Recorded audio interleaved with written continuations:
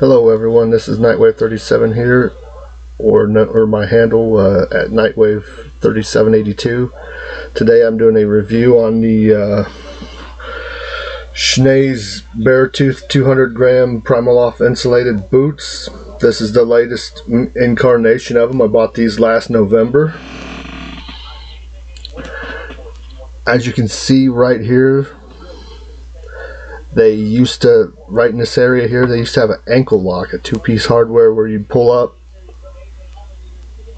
to the side and up, which would secure the tension on your bottom part of the boot.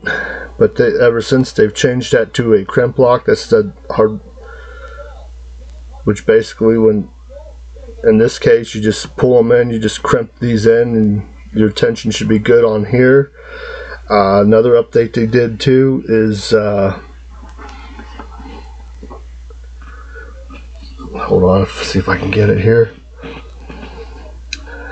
They got articulating hardware right here where this moves back and forth, and these got roller bearings in each of these pieces of hardware here, which makes lacing this boot up really easy.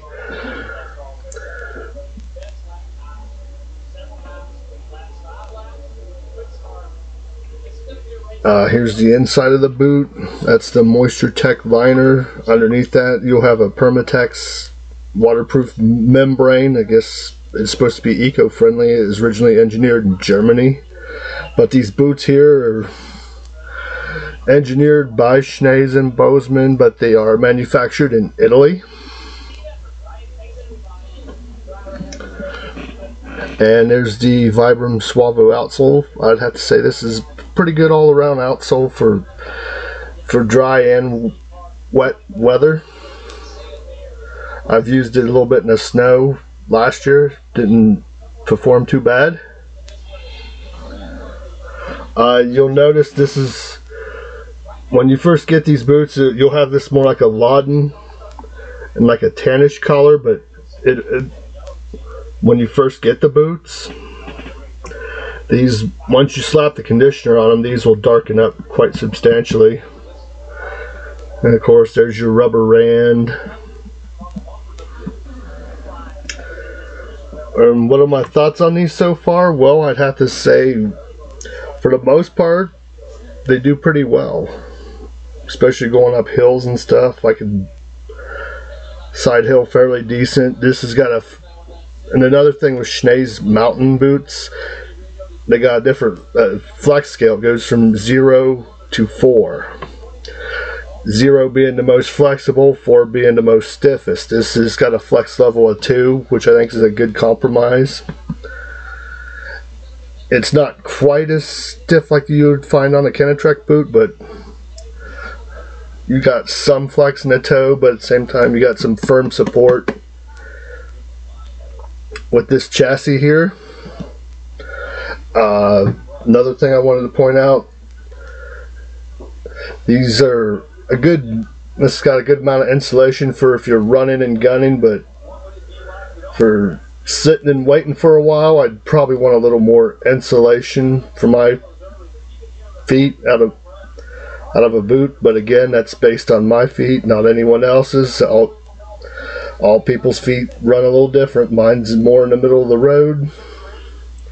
This is probably going to be the main boot I'll use most of this upcoming season, depending on the temperatures. But yeah, I'd say I do have plans to eventually get the uninsulated version of these too. And I'll show you what I use on these as well. This is the first thing I do once they're cleaned up and everything, or when you first get them, you put this stuff on. This is the Schnee's leather conditioner. I use this for, this is good stuff for boots with rubber rands. I think it's, if I'm not mistaken, it's made by Norwegian, so yeah, this is some pretty good stuff. Then once that sets up, I use Nikwax to really waterproof them really good. I generally do this about like a day or two after the conditioner has set. This is pretty good stuff. The water beads right off. And then if I clean them, this is generally what I use, the Nikwax footwear cleaning gel. It's got a nice little scrub brush. You got to really put it on the boot really hard and scrub the heck out of it. It'll get them nice and clean. And if the boot has leather and fabric, I use this Nikwax product right here, like my Castrol's. I use this on my Castrol's more than anything else. So I have got the chance. I have used them boots a few times during hunting season last year. For the most part, they did really good. The only time my toes got cold in them was I was in like a little bunch of snow. Stood there waiting for a little while, and the wind was blowing really hard, so my toes did get cold in them. But once I got to moving again, got that blood circulating, they warmed up just fine. Oh, and another piece of advice on these, make sure you sign up for the email subscription for email alerts from Schnee's, because as they will have sales on these boots here several times throughout the year. So you definitely don't want to miss out on that, because these are pretty good boots. And one more thing to note, they do make a leather lined version of this boot.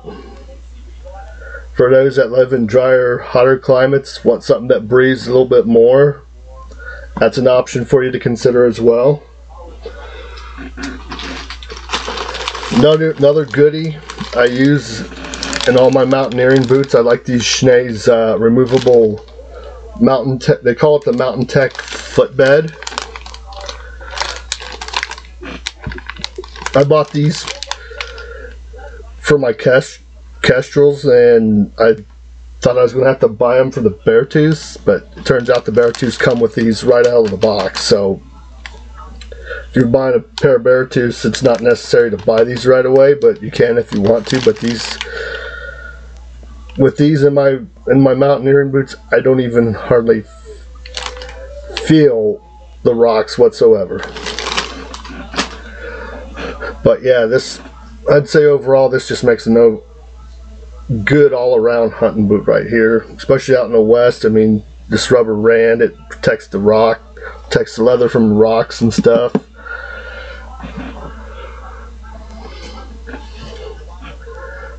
Well, I think that about wraps it up. Please rate, subscribe, and comment.